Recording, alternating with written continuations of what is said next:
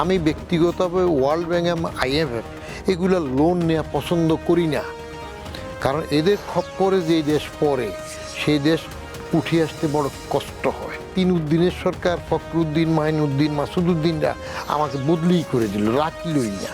কারণ নেওয়া শুরু করলাম, কেন রাখলো না সেই জবাব এখনও কেউ দেয় না। হয় আমাদের একটা খারাপ অভ্যাস, যিনি দেন তাকে যতবার পারে তাকে লিভে চিপতে পারে, অডিট করে তাকে ধরে, তাকে জ্বালাতন করে, তাকে বেশি।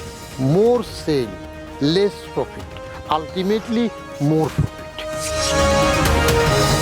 আপনি বললেন যে রাজনৈতিক সরকারের যদি সদিচ্ছা থাকে তাহলে রাজস্ব বোর্ডের জন্য যে টাকা নির্ধারণ করা হয়েছে যা তারা আদায় করবে সেটা সম্ভব।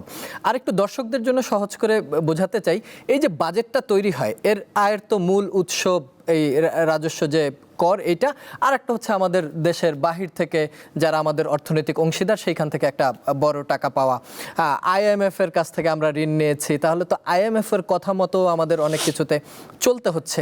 এই বিষয়টা আপনি পরিষ্কার করবেন কিনা যে বাজেট হলেই একটা বড় অংশ খুব ভয়ে থাকে যে এই যে কর জাল এর পরিব্যাপ্তি আরো কতটা হচ্ছে এবং সেটা আবার আমার উপরেই এসে নতুন করে পড়ছে কিনা, সাধারণ জনগণের এই ভয় কি দূর হবে? আমি তো অর্থনৈতিক সম্পর্ক বিভাগ, যেটা আগে IRD, ERD, যেটা আগে বহিঃসম্পদ বিভাগ ছিল, আগে ছিল এক্সটার্নাল রিসোর্সেস ডিভিশন, পরে ওটার নাম পাল্টিয়ে হয়েছে ইকোনমিক রিলেশনস ডিভিশন। অনেক কিছুতে আমরা একটু সৌন্দর্য, সুসমন্বিত একটা লফটি হাই সাউন্ডিং ওয়ার্ডস আনতে চাই, যে বহিঃসম্পদ বিভাগ বা এক্সটার্নাল রিসোর্সেস ডিভিশনের থেকে মনে হয় যেন ইকোনমিক রিলেশনস ডিভিশনটা একটু ভালো শোনায়। আমরা আগে দাতা বলতাম, দাতা বললে আমাদের অসম্মান ভাব লাগে, তখন আমরা উন্নয়ন সহযোগী, ডেভেলপমেন্ট পার্টনার বলি। আসলে ডেভেলপমেন্ট পার্টনার হয় না, এগুলো গরিবের জন্য দাতাই থাকে। আমি ব্যক্তিগতভাবে ওয়ার্ল্ড ব্যাংক এবং IMF এগুলো লোন নেওয়া পছন্দ করি না, কারণ এদের খপ্পরে যে দেশ পড়ে সেই দেশ উঠে আসতে বড় কষ্ট হয়। আমরা তো অলরেডি খপ্পরে পড়েই গেছি। আমরা খপ্পরে পড়েছি। কেন খপ্পরে পড়লো? আমি যখন NBR এর চেয়ারম্যান, তখন আমাদের ওয়ার্ল্ড ব্যাংকের একটা লোন $70 মিলিয়ন দেওয়ার জন্য আমাকে টেলিফোন করলেন আমাদের অল্টারনেটিভ ডাইরেক্টর জাকির আহমেদ খান, যিনি অর্থ সচিবও ছিলেন। তো জাকির আহমেদ সাহেব ওয়ার্ল্ড ব্যাংকের সেখানে আমাকে টেলিফোন করলেন যে, বদিউর, ওয়ার্ল্ড ব্যাংকের ঋণ পাওয়া তো এমনি কঠিন হয়, এটা সবাই পায় না, তো তোমার জন্য এটা খুব সহজ। তুমি ডক্টর জাহিদ সাত্তার তোমার সাথে দেখা করতে আসবে, তুমি যদি 2-1 দিনের মধ্যে এটার সম্মতি জানাও, তাহলে $70 মিলিয়ন তোমার NBR এর জন্য আমরা দিয়ে দেব। তা আমি বললাম, স্যার আমি একটু, ঠিক আছে 2 দিন পরে জানাবো। আমি 2 দিন পরে বললাম যে, সরি স্যার।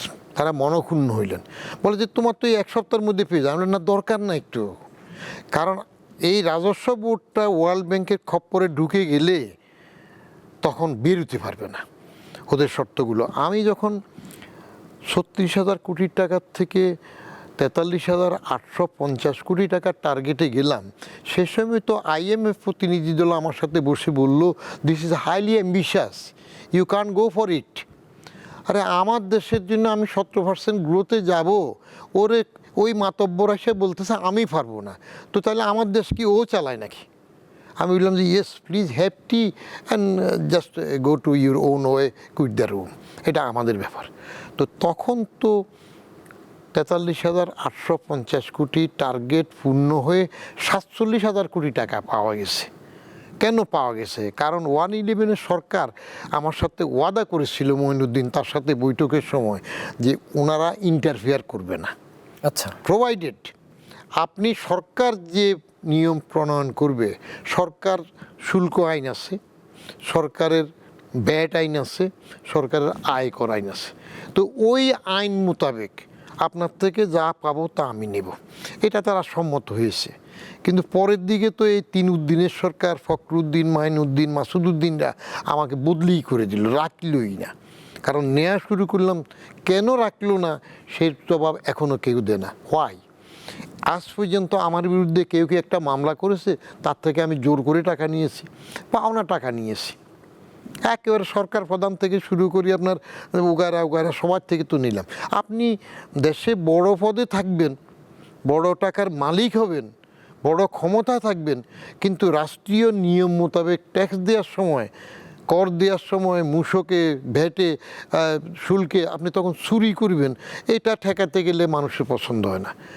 অতএব জনগণের জন্য ঘুরি ফিরে যেটা বললেন, এক জায়গায় আসে নাট জাল, জাল কোথায় বাড়াবে? জাল বলতে যেটা হয় যিনি জালে নেই, আর জাল বড়াটাও খারাপ, আমরা বলি আর কি, জাল নয় আটকে ফেলা, মানে এটা- এইটাই, হ্যাঁ, এটা মানুষের কাছে নেগেটিভ বার্তা। এরকম বার্তারা জাল কিসের? আপনি সম্প্রসারিত করবেন, ক্ষেত্র সম্প্রসারিত হবে। আপনি আগে দুইজনকে পেয়েছেন, দুইজন থেকে ট্যাক্স নিয়েছেন, কিন্তু পরে দেখা গেল আরেকজনও যোগ্য হয়েছেন, তার থেকে নেবেন।